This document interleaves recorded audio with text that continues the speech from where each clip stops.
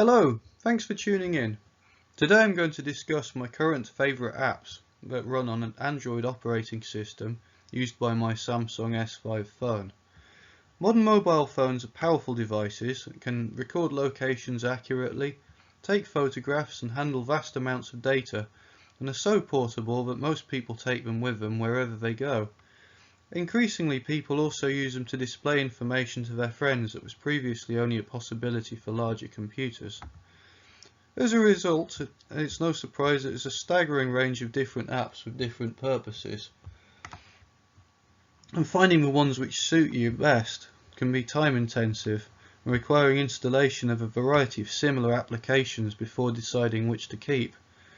The market is large and competitive, and costs for apps are consequently very low. Most of these are free, and I don't think I've paid more than £3 for any of them. A person's interests dictate what kinds of things they'll have on their phone. Personally, I'm particularly interested in photography and wildlife.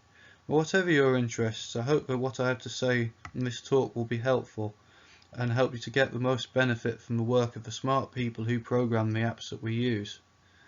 For the purposes of this talk, I shall consider apps associated with navigation, before moving on to memories, photos and planning, and then finally a range of other applications, including some esoteric ones which I've discussed elsewhere on my channel and which you could see operating in this video here. Recently I decided to cut down the number of navigation apps on my phone, but I was still left with 7 that I didn't really want to be without. So this seems like a surprising number, but each app offers something different.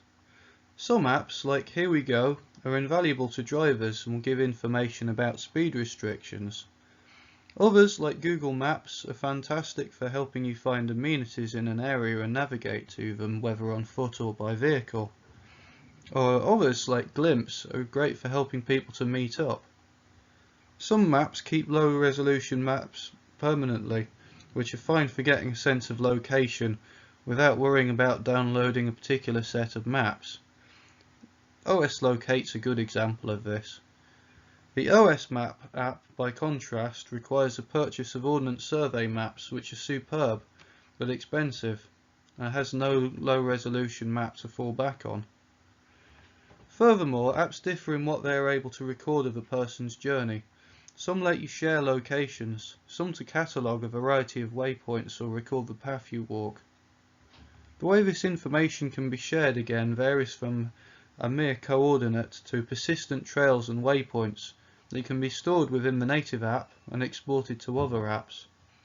I'm a big fan of Google Earth, which is available as a stripped down mobile app but requires online maps, and I was not able to use the mobile version to view my track log from My Tracks.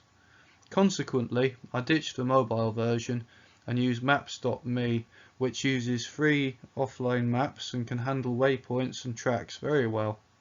Maps.me is great for preparing files which Google Earth can then use. Journey is one of my most used applications.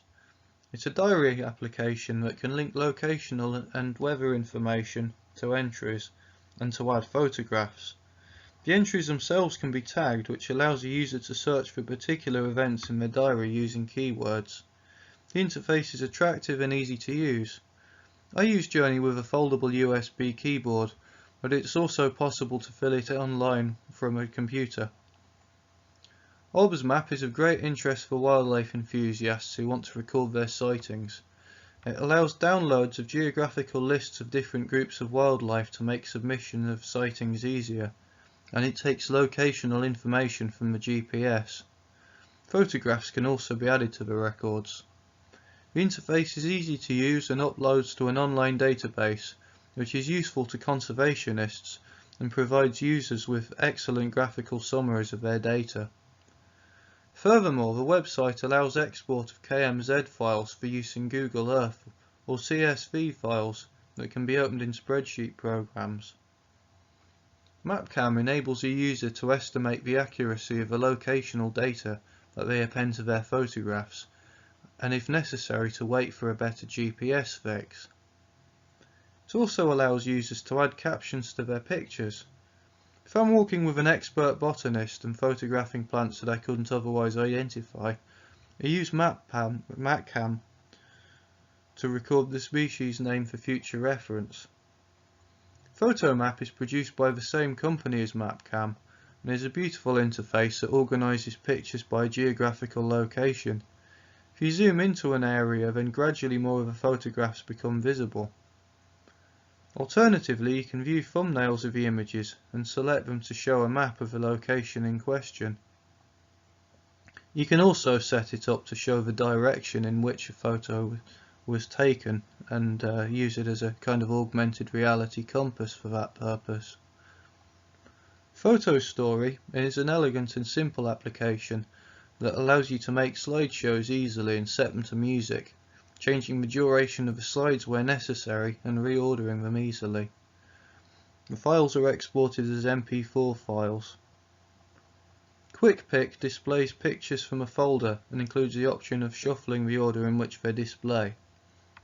S-Plan is a useful app for setting reminders about appointments, and you can set up multiple reminders to do so.